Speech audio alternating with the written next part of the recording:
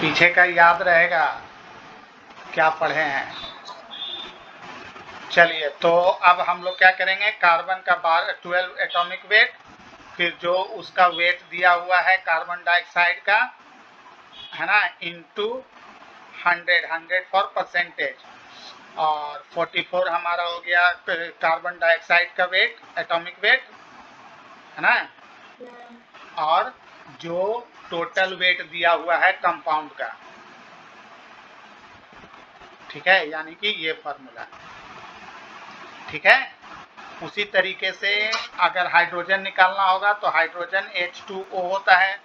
अब ए हाइड्रोजन का atomic weight 1 होता है, तो 2 से मल्टीप्लाई कर देंगे तो 2 हो जाएगा, यानी कि H2O में हमारा 2 मौजूद है। तो 2 मोल हाइड्रोजन, फिर वेट ऑफ वाटर, ठीक है, वेट ऑफ वाटर जो बना, फिर 100, फिर पूरे वाटर का वेट 1 मोल में कितना होता है, तो 16 + 2 18 से मल्टीप्लाई कर देंगे, और फिर जो वेट हमारा ऑर्गेनिक कंपाउंड का दिया रहेगा उससे डिवाइड करके परसेंटेज निकाल लेंगे। लगभग जितने फॉर्मूलाज अभी देखेंगे हम लोग सब में यही है ना, एटॉमिक वेट ऑफ एलिमेंट और एटॉमिक वेट ऑफ कंपाउंड नीचे रहेगा, फिर weight of element, weight of compound containing element, जैसे कार्बन डाइऑक्साइड क्या रख रहा है, कार्बन रख रहा है, और फिर total weight of given organic compound, total weight of given organic compound, सब में यही रहेगा। ठीक है, क्लियर। अब जैसे हम लोग नाइट्रोजन के केस में आ रहे हैं, बस खाली केस के अकॉर्डिंग फॉर्मूला चेंज होगा। और एक दूसरा फॉर्मूला ये है जो अभी हम लोग देखने जा रहे हैं। अब कह रहा है कि नाइट्रोजन का वेट अमाउंट पता करने के लिए हम लोग क्या पढ़ रहे हैं, क्वालिटेटिव एनालिसिस, मतलब क्वांटिटेटिव एनालिसिस, यानी कि क्वांटिटी के बेसिस पर हमारा नाइट्रोजन कितना पाया जाएगा या कितना है। ठीक है, किसी भी ऑर्गेनिक कंपाउंड में जिसको हम लोग कंपल्सन कर रहे हैं या कोई दूसरा रिएक्शन कर रहे हैं, है ना। तो अब हम लोग ये पता करने जा रहे हैं, फॉर्मूला डिराइव करने जा रहे हैं कि ये जो नाइट्रोजन दिख रहा है ये कितना % है इस कंपाउंड के अंदर ना। तो इसके लिए 2 मेथड्स हम लोग यूज करते हैं, एक डुमस मेथड और एक केल्दहल्स मेथड। ठीक है, तो पहले मेथड में, डमस मेथड में क्या होता है कि नाइट्रोजन कंटेनिंग ऑर्गेनिक कंपाउंड जो है इसको हम लोग कॉपर ऑक्साइड के साथ एटमॉस्फेयर ऑफ कार्बन डाइऑक्साइड, है ना, यानी कि चारों तरफ कार्बन डाइऑक्साइड का एटमॉस्फेयर बनाकर उसमें रिएक्शन कराते हैं। ठीक है, तो रिएक्शन के बाद हमको नाइट्रोजन मिलता है फ्री स्टेट में, देख रहे हैं यहाँ पर नाइट्रोजन फ्री है, साथ में हमको कार्बन डाइऑक्साइड भी मिलता है, वो भी देख रहे हैं हम लोग यहाँ पर, और वाटर भी मिलता है, और कॉपर ये अलग हो जाता है। ठीक है, अब कह रहा है कि कुछ नाइट्रोजन ऑक्साइड्स जो फॉर्म हो रहा है, trace of nitrogen oxide form if any, अगर कुछ रह जाता है तो उसको फिर हम लोग रिड्यूस करते हैं नाइट्रोजन में by passing gaseous mixture over heated copper gauze, है ना। कॉपर गॉज के मेथड से इस्तेमाल से हीटेड कॉपर गॉज के ऊपर से इसको पास करा के फिर जो बचा कुचा भी नाइट्रोजन है उसको भी हम लोग बाहर निकाल लेते हैं। ठीक है, तो ये एक्सपेरिमेंट का चीज़ है, लेकिन आपको याद रखना है कि कैसे हो रहा है, क्योंकि अगर 12 में पूछेगा तो पूरा डिटेल लिखना पड़ेगा। ठीक है, कि डुमास मेथड क्या है। ठीक है, डुमास मेथड। अब उसके बाद जो बचा कुचा ये है उसको हम लोग कलेक्ट कर लेते हैं, collected over aqueous solution of potassium hydroxide. है ना, विच अब्जॉर्ब्स कार्बन डाइऑक्साइड। हमको मालूम है कि पोटेशियम हाइड्रोक्साइड जो है वो कार्बन डाइऑक्साइड को एब्जॉर्ब कर लेता है, ऊपर वाले एक्सपेरिमेंट में भी यही था। और नाइट्रोजन जो है उसको हम लोग कलेक्ट कर लेते हैं upper part of the graduated tube, जैसे यहाँ पिक्चर में दिखा रहा है नीचे, ये है, ठीक है। ये अपना ग्रेजुएटेड ये है ना, मरकरी सील मरकरी से ही किया हुआ है। तो ये अपना ये क्या है, KOH है, ये जो ब्लू दिख रहा है ना, इसके ऊपर हमारा क्या आ गया, नाइट्रोजन गैस, ठीक है, गैस के फॉर्म में। और जो कार्बन डाइऑक्साइड है वो KOH ऑब्जॉर्ब कर लेता है। ये पूरा सेटअप है ना। कार्बन डाइऑक्साइड पास करा, ये आया कॉपर गेज के साथ, पैक कर दिए दोनों तरफ से, है ना। फिर अपना इतना डिटेल उतना ही नहीं करने का, बस डिटेल हम लोग पढ़ेंगे कब, ये जब हायर क्लास में जाएगी ना तब, या प्रैक्टिकल में कराएगा। अभी हम लोग तो अब ये तो हो गया हमारा थ्योरेटिकल पोर्शन। अब आइए मैथमेटिकल पोर्शन करने का, जल्दी।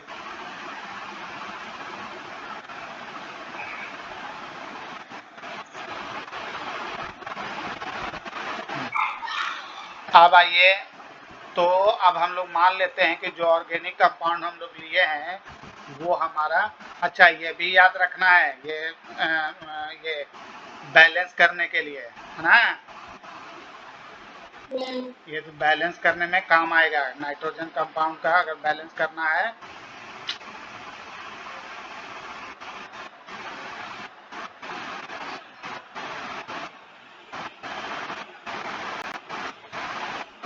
ठीक है, तो ये बैलेंस करने में काम आएगा।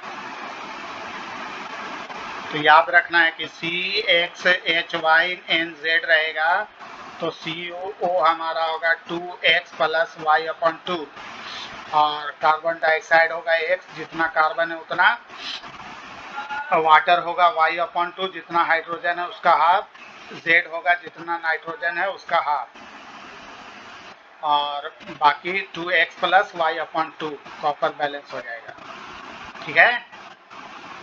ये बैलेंस करने के लिए ये फॉर्मूला भी याद रखना है।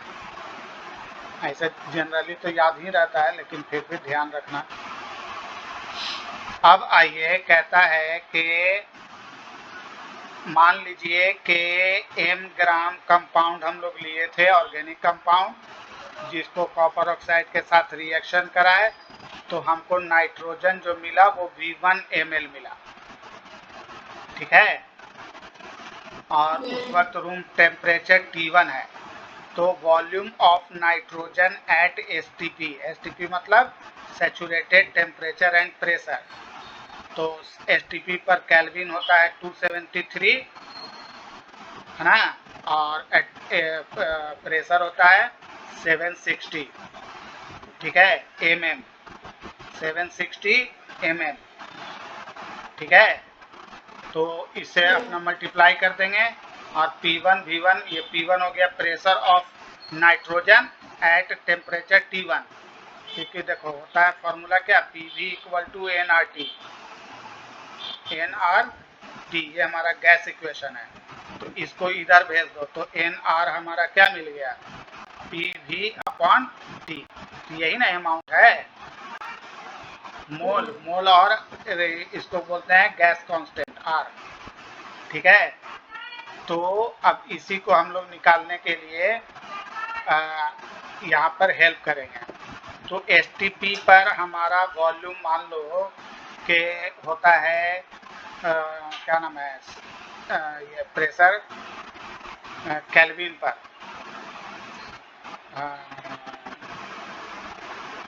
भी वॉल्यूम, STP पर भी वॉल्यूम है, तो वो वॉल्यूम हमारा होगा कितना, ऐसे हम लोग लिख सकते हैं, देखो V 760/273 = P1 V1 T1, है ना। अगर ये हमको भी निकालना है तो बाकी सबको उधर भेज दो, तो ये फॉर्मूला हमको मिल जाएगा क्योंकि ये हमेशा कांस्टेंट रहता है NR। तो PV अपॉन T यानी कि गैस कांस्टेंट हम लोग चैप्टर 5 या चैप्टर 6 था, P1 V1 अपॉन T1 बराबर P2 V2 अपॉन T2। ये भी एक फॉर्मूला है। तो इसी बेसिस पर STP पर यानी कि 273 डिग्री केल्विन पर प्रेशर होता है 760 mm और वॉल्यूम भी मान लिया। तो अब वॉल्यूम अगर हमको नाइट्रोजन का निकालना है एट STP तो हम लोग इसी फॉर्मूले का इस्तेमाल कर लेंगे। ठीक है, जहाँ P1 हो गया प्रेशर ऑफ नाइट्रोजन और V1 हो गया वॉल्यूम ऑफ नाइट्रोजन। अब क्या है कि P1 जो है वो एटमॉस्फेरिक प्रेशर से डिफरेंट होता है ना, eight which nitrogen gas is collected, जिस पर नाइट्रोजन गैस कलेक्ट किया गया है। तो उसको निकालने के लिए हम लोग क्या करते हैं कि एटमॉस्फेरिक प्रेशर में से एक्वस टेंशन को माइनस कर लेते हैं, तो हमको निकल जाएगा P1 ना। तो ये भी एक फॉर्मूला है, इसको भी याद रखेंगे। अब देखो कह रहा है कि हम लोग जानते हैं कि एक मोल में कितना वॉल्यूम, 1 मोल किसी भी कंपाउंड में कितना वॉल्यूम 22.4 लीटर। इसको जब ml में कन्वर्ट करेंगे तो ये कितना हो जाएगा 2 to 400 ml, है ना। क्योंकि हमको याद है, मालूम है कि m लगाएंगे तो हमको क्या करना होता है 10⁻³ से डिवाइड करना होगा और ये ऊपर जाएगा तो 1 जीरो कट जाएगा तो 2 जीरो मल्टीप्लाई हो जाएगा, क्योंकि इतना हो गया।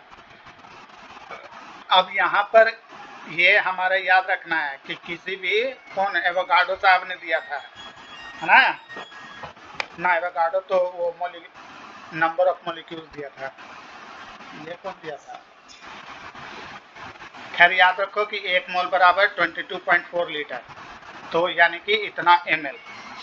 अब 1 मोल में एटॉमिक वेट कितना N2 है, तो नाइट्रोजन का होता है 14 टू जा 28 यानी कि 28 ग्राम।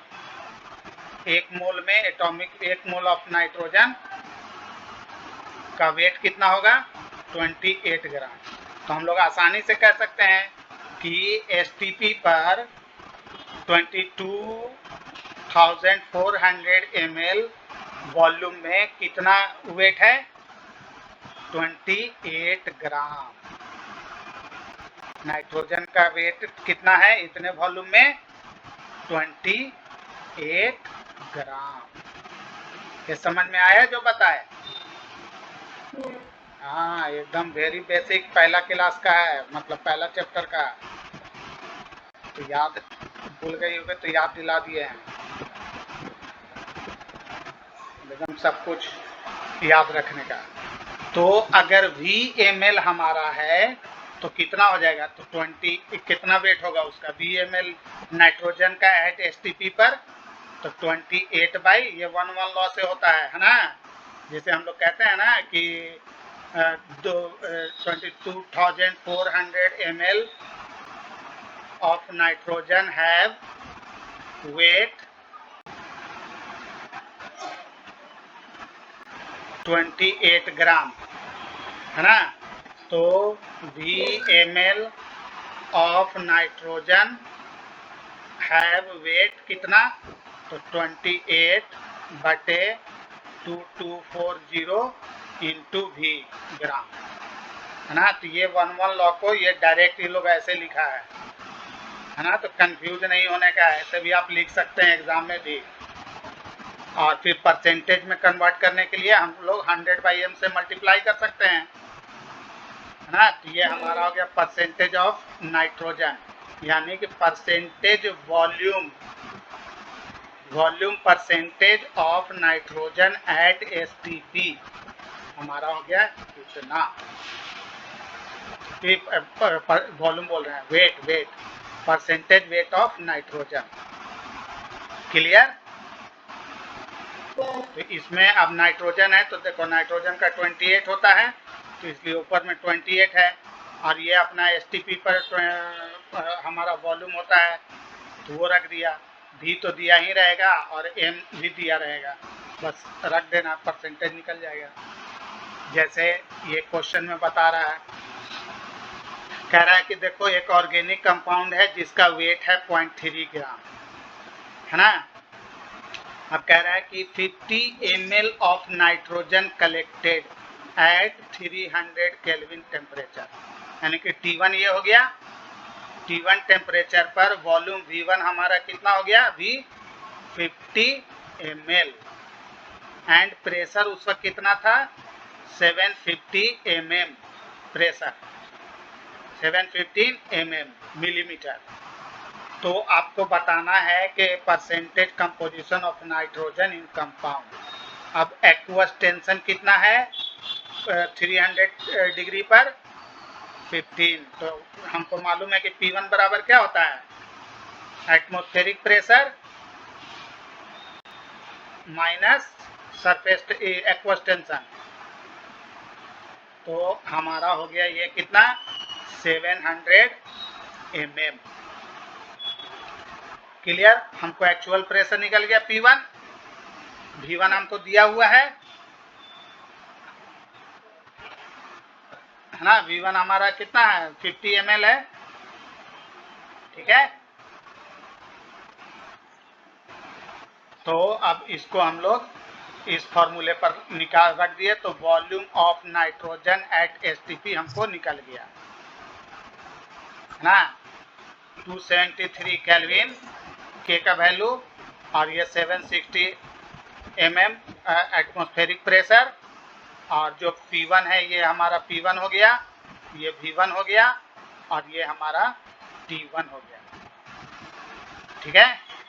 सेम फार्मूला ऊपर का लिख लिए, वॉल्यूम निकल गया। अब इस वॉल्यूम को हमको क्या करना है, परसेंटेज निकालना है। तो परसेंटेज में याद है कि सिर्फ 28/200 से इसको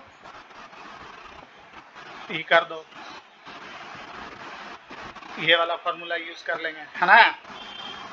28 into V into 100 upon 22,400 into M, M मतलब मास 3 ग्राम, तो 3 ग्राम निकल गया। ये स्टेप ना भी फॉलो करो तो कोई बात नहीं, सीधा इस फॉर्मूले पर रख देंगे, है ना। सीधा लिख के कि we know that percentage of nitrogen equal to this, ये अपना निकला V, है ना। ये V को उसमें पुट कर देंगे, हो गया खत्म। तो दो फार्मूला हो गया, है ना। ये मीडियम फार्मूला है वॉल्यूम निकालने का, और ये फाइनल फार्मूला है। अगर खाली वेट पूछेगा तो ये 100 हटा देंगे, है ना, लेकिन ज़्यादातर परसेंटेज ही पूछता है, ठीक है। तो 7 अगर वेट पूछेगा तो ये परसेंटेज हटा के 17.46 ग्राम कर देंगे विद रेस्पेक्ट टू 100, है ना। 100 में इतना, तो इतना में इतना कितना ऐसे निकाला जाता है 1-1 रूल से। चलिए अब आइए जेल्दाल्स मेथड या केल्दाल्स मेथड, जो बोलना है बोलो, ठीक है। बस याद रखना है कि इस मेथड में करते क्या है। इस मेथड में नाइट्रोजन जो कंपाउंड रखता है उसको हम लोग हीट करते हैं कॉन्सेंट्रेटेड H2SO4 से, सल्फ्यूरिक एसिड से, और जो नाइट्रोजन है इस कंपाउंड के अंदर मौजूद वो कन्वर्ट हो जाता है अमोनियम सल्फेट में, है ना। फिर reacting acid mixture is then heated, जो एसिड मिक्सचर आता है उसको फिर हीट करते हैं हम लोग, इसके साथ एक्सेस ऑफ सोडियम हाइड्रोक्साइड के साथ, है ना, NaOH के साथ। तो ये जब हम लोग इसको फ्री करते हैं तो ये लिबरेट करता है अमोनियम गैस, और ये अमोनियम गैस जो है वो एब्जॉर्ब्ड होता है, सोख लिया जाता है standard of solution of sulphuric acid, जो सल्फ्यूरिक एसिड बचा कुचा रहता है उसमें, है ना, वो फिर उस अमोनिया गैस को सोख लेता है अपने अंदर। ठीक है, तो अब इसी अमोनियम अमाउंट ऑफ अमोनिया जो उसने सोख लिया है, उसको डिटरमाइन करने के लिए हम लोग क्या करते हैं कि जितना अमाउंट सल्फ्यूरिक एसिड का कंज्यूम हुआ रिएक्शन में, खर्च हुआ, है ना, और जितना हम लोग पहले लिए थे शुरू में, दोनों को घटा देते हैं, है ना, is done by estimating unreacted sulphuric acid. जो अनरिएक्टेड सल्फ्यूरिक एसिड बच गया, उसके वेट को, उसके अमाउंट को हम लोग, जितना हम लोग लिए थे उसमें से माइनस कर देते हैं। ठीक है, तो after absorb ammonia bye titration it with standard alkaline solution.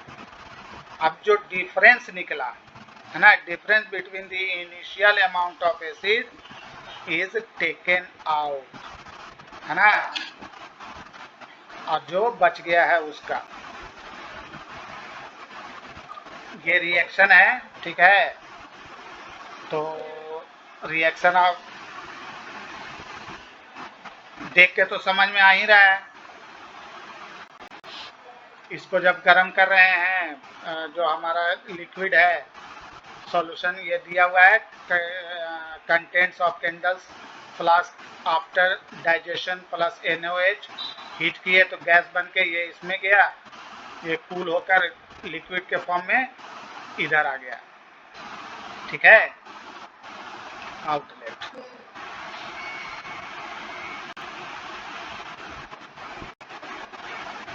अब उसको समझाने में टाइम होगा, छोड़ो, उतना कुछ और नहीं है, मेन हमको ये फार्मूले से मतलब है। तो अब जब रिएक्शन मतलब सब्ट्रैक्ट कर लिए, है ना, तो जो अमाउंट हमको बचा वो हम लोग कैलकुलेट कर लेते हैं, amount of acid reacted with ammonia, इसको माइनस करके जो अमाउंट हमको बचा H2SO4 का, वो कैलकुलेट कर लेते हैं। तो हमारा रिएक्शन कैसा बना, ऑर्गेनिक कंपाउंड H2SO4 के साथ रिएक्शन करके ये बनाया, फिर इसको हम लोग एक्सेस ऑफ सोडियम हाइड्रोक्साइड के साथ रिएक्शन कराए तो सोडियम सॉल्ट बनाया, अमोनिया बनाया, वाटर बनाया, है ना, फिर इस अमोनिया को हम लोग सल्फ्यूरिक एसिड के साथ रिएक्शन कराए तो हमको अमोनियम सल्फेट मिला। ठीक है, तो अब ये रिएक्शन हमारे लिए काम का है। हम लोग क्या करते हैं कि जितना ये खपत हो गया यहाँ और यहाँ वाला टोटल को मिलाकर, है ना, और जितना बच गया हमारे पास H2SO4, है ना, उसके अमाउंट को माइनस कर लेते हैं। तो माइनस कर लेते हैं तो हमको नेट अमाउंट मिल जाता है। अब कैसे करते हैं, तो यहाँ पर देखो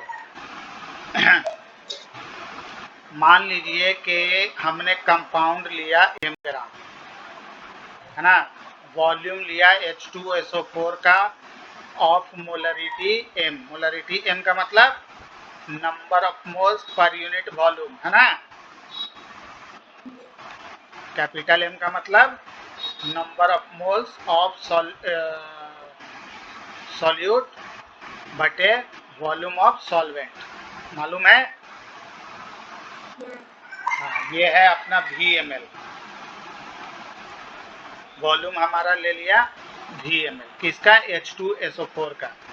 तो अब इसमें volume of sodium hydroxide of molarity m is used for titration of excess of H2SO4। Titration के लिए इसका जो वॉल्यूम हम लोगों ने यूज किया उसको मान लिया V1। तो इसका मतलब है कि V1 ml ऑफ NaOH बराबर होगा हाफ किसके, V1/V2 ml ऑफ H2SO4, आधा के। क्यों, क्योंकि देखो यहाँ पर H2SO4 1 है और यहाँ पर कितना है, 2 है ना, तो ये 2, तो ये 1, तो ये अगर 1 है तो ये कितना होगा, हाफ होगा, है ना, एक मोल 2 मोल से रिएक्शन कर रहा है, तो सिंपल है कि आधा मोल 1 मोल से रिएक्शन कर जाएगा। तो इसी बात को यहाँ पर बोल रहा है कि अगर V1 ml NaOH है तो ये बराबर होगा V1/½ ml of H2SO4 of same molarity, दोनों की मोलरिटी सेम है।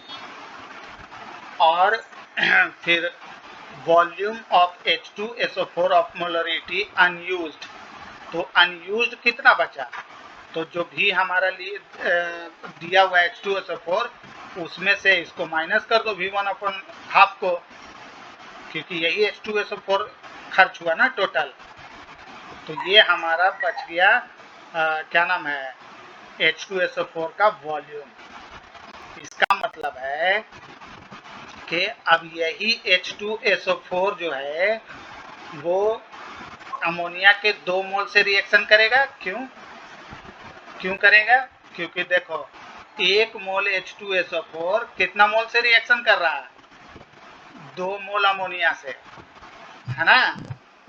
तो इसलिए अगर इसका वॉल्यूम है V-V1/2 तो इसका वॉल्यूम कितना होगा V-V1/2। तो इसी बात को यहाँ पर ये बोल रहा है कि अगर इसका इतना ml अमोनिया के 2V-V1/2 ml के बराबर है of molarity m, molarity same ही होनी चाहिए, ठीक है।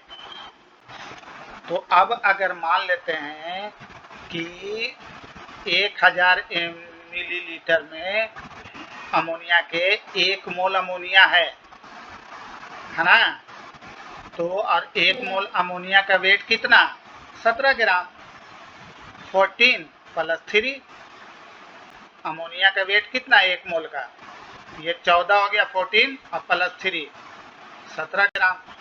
तो 1 मोल का वेट 17 ग्राम हो गया, है ना। यानी कि सिर्फ नाइट्रोजन का अगर लें तो कितना 14 ग्राम, 14 ग्राम, ठीक है।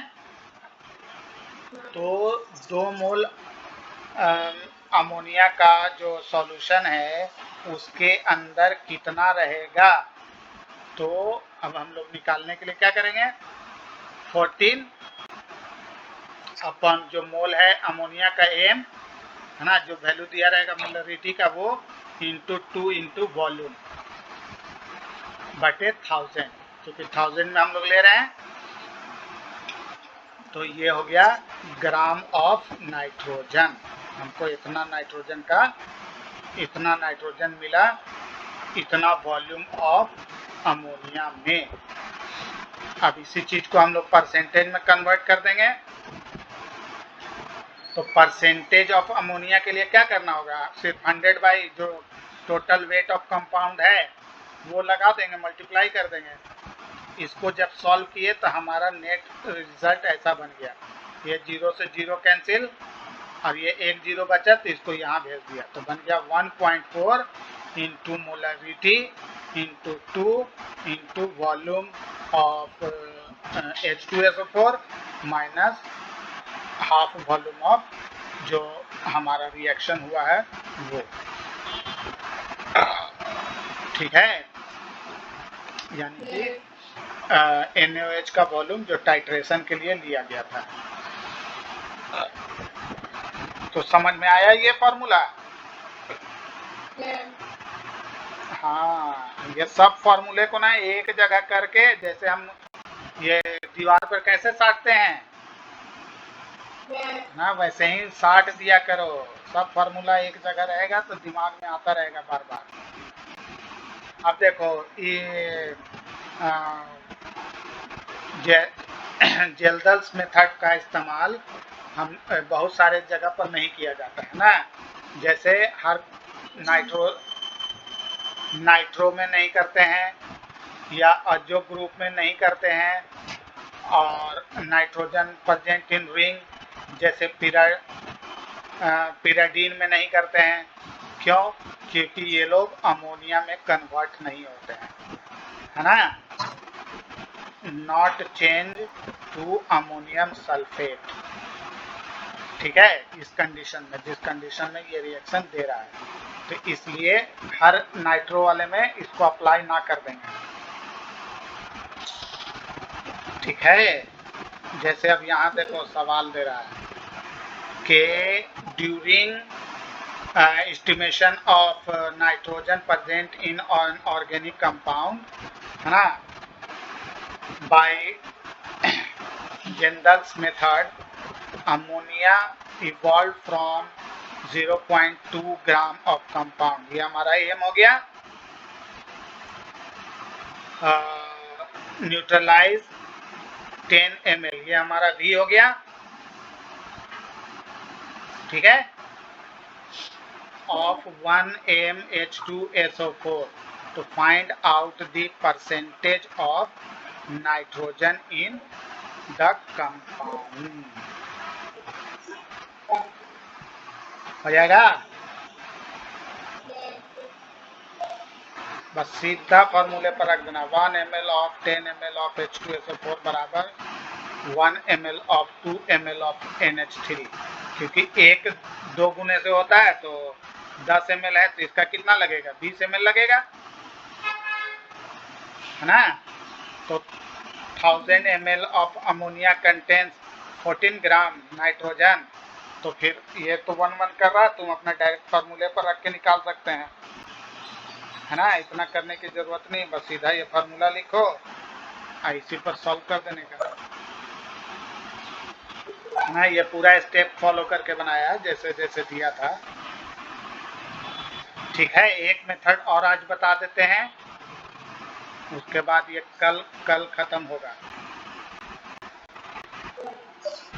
चलिए देखो, सब मेथड एक ही तरह का है ना. बस दिमाग लगाना है, नहीं तो बहुत कंफ्यूजन होगा कि कौन सा मेथड है. तो कैरिस मेथड क्या है,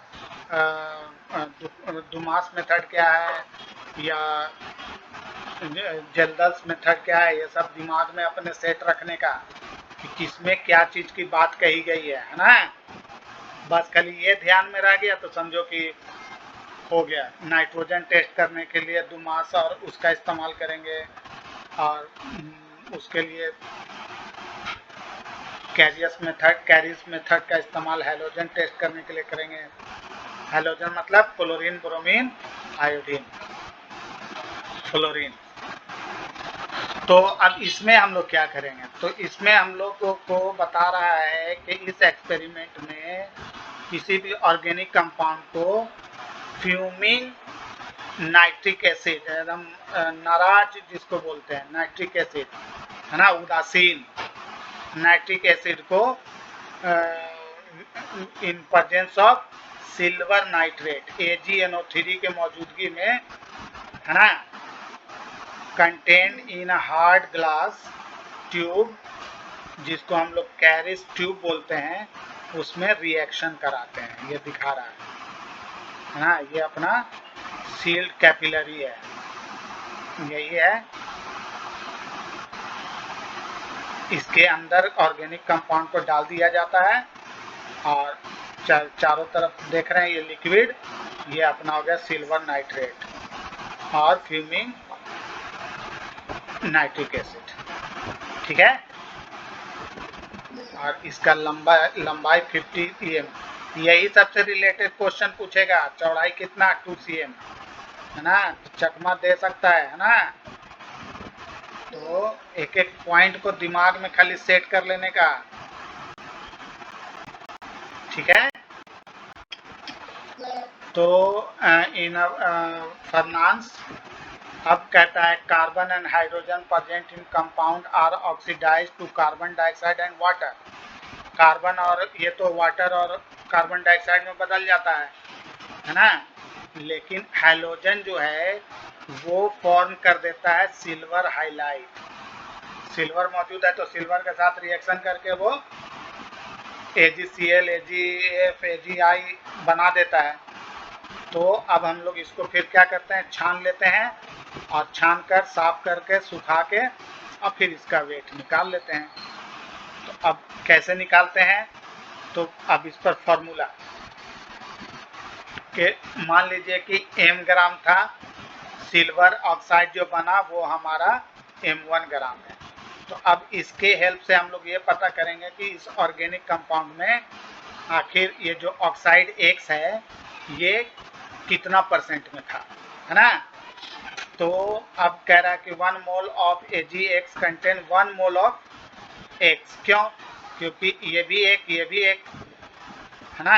अब अगर हम लोग ऐसे सोचें कि सिल्वर ऑक्साइड टूट कर क्या देगा, तो ये Ag प्लस और X माइनस देगा, है ना। दोनों 1 मोल ये, तो 1 मोल ये भी, स्कॉटिक इक्वेशन यही है ना, 1 मोल दे रहा है, तो ये इसी चीज को यहाँ लिख रहा है। 1 mole of silver oxide, silver halide contains 1 mole of X।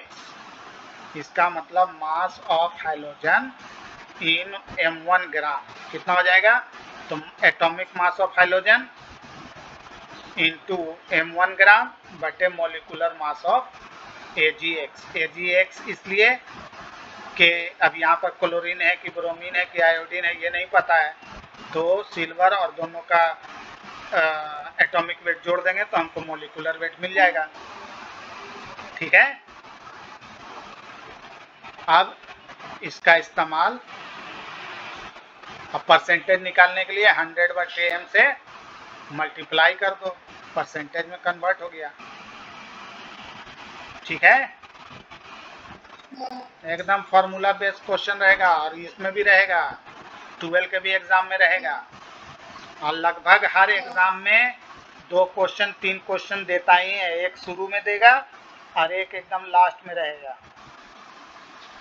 और क्वेश्चन पैटर्न चेंज होता रहता है, हर किसी का अलग अलग, तो किसी में शुरू में रहेगा, किसी में बीच में रहेगा, लेकिन पहला शुरू में और लास्ट में तो एक रहेगा ही रहेगा। तो दिमाग लगा के देखना कि इससे है कि नहीं, डेटा याद रहेगा तब ना कि कैसे दिया रहता है, तो कैसे क्वेश्चन को भी दिमाग में रखना है कि 0.15 ग्राम ऑफ ऑर्गेनिक कंपाउंड देता है इतना, है ना, आफ्टर जो भी रिएक्शन है। तो कौन सा मेथड, कैरियस मेथड में। तो कैरियस मेथड में तो बस याद रखना है कि कैरियस मेथड में हमको क्या होता है, एटॉमिक मास ऑफ, अब यहाँ पर ब्रोमीन है तो ब्रोमीन का कितना होता है 80 एटॉमिक मास ब्रोमीन का 80, सिल्वर का 108, तो ये हमारा हो गया M और ये हो गया हमारा M1, तो बस 80 इंटू 0.12 अपन 188 इंटू 0.15 इंटू 100, खत्म। ठीक है ना, सब एक तरह का फॉर्मूला है ना, एकदम दिमाग लगा के। तो यहीं तक रहने देते हैं, फिर आगे भी 2 और फॉर्मूला इसी तरह का है, लेकिन अभी हम लोग इसके बात करते हैं वो। ठीक है, जम के पढ़ो थोड़ा सा।